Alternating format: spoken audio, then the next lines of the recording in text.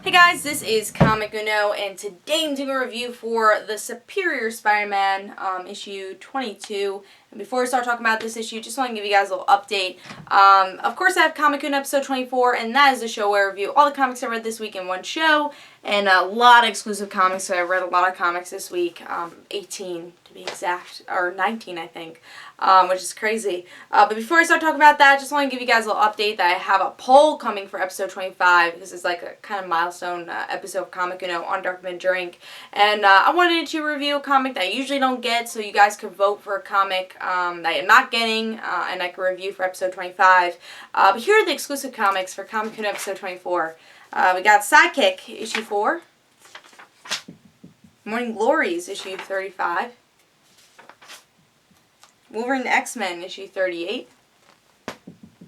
Nova, issue 100/10.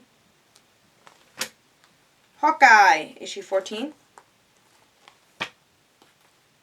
Avengers Assemble, issue 21. Teen Titans, issue 25.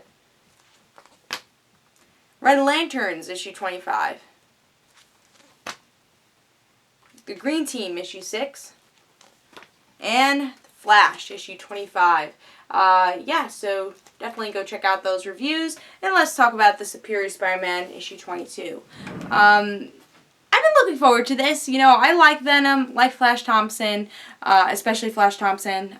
So the cover is kind of weird. I don't love the way Spider-Man's looking. He's just doing this. But cool cover in the background. And been looking forward to this story arc. Again, ever since Venom, ended, I want to see how this is all connected.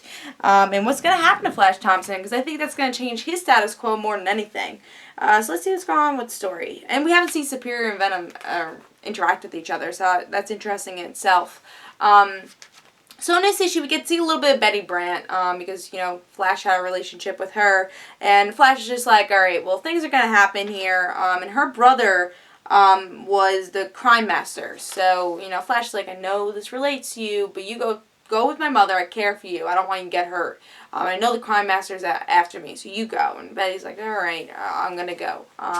So we get to see, in this issue, Venom is trying to fight Crime Master. But what's going on with Peter is that he's opening up his company now, Parker Industries, and Aunt May comes over. He's happy. He has his girl, and it seems like Aunt May, just thought that the girl was for diversity, but she's gonna come for a shock that that's who the new girl is for Peter, and I think that's interesting, her first initial reaction to that, and we're going to see, I guess, them meet up soon, so we get to see some Aunt May interaction here, and I think if you read the annual, that was definitely heightened, because we already had some Aunt May interaction, so I thought that was fun to see. And then we get to see that, Peter gets this call about Venom. He's like, alright, well, I gotta go and see what's going on here. And he thinks Venom is the villain. So he starts to put some fire on him. And he doesn't even care it's Flash Thompson. He's about to kill him. And then we find out the Crime Master is like this nobody. And that's it about the Crime Master. Again, it's more a story about Venom and Superior Spider-Man. It's kind of weird because usually when you hear a Venom story, it's like, oh, of course the villain got to fight Venom. But now Flash is the hero, so Superior is still fighting Venom. So I think that's very interesting. And I think Superior definitely would kill Flash without him explaining himself. He didn't care as even Flash because he didn't know who Flash is. Because he's Dr. Octopus. I felt this was a good issue. I did. I liked it. But I thought it was a little slow at times. Especially with Parker Industries opening. There's a lot of slow parts in there. Don't get me wrong, I do like those type of things. It's like Aunt May coming over, some normal stuff going on. But stuff we have seen before. I mean, Parker Industries we obviously haven't seen open up, but these interactions didn't really change anything that much besides maybe the Aunt May whenever they reveal about the girlfriend. I think that'll be interesting.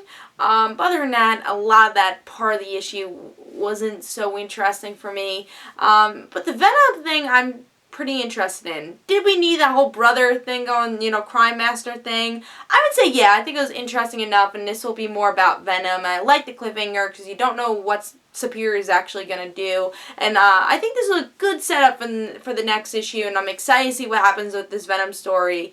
I hope it's not a filler for Goblin Nation, because I think Goblin Nation is after this. I hope it's not a filler, but I really hope this changes the status quo for Flash, and I get a 3.5. You know, there are some slow parts, but I did enjoy this overall. I like the cliffhanger, and I'm curious of what Superior is going to do, you know, and what Flash is going to do. So I liked it overall. I'm going to give this a 3.5, and I hope you guys enjoyed. This is Comic Uno, and guys, don't forget to follow me on Twitter for Comic Uno and the right situations, and don't forget to like me on Facebook. I'll see you guys later.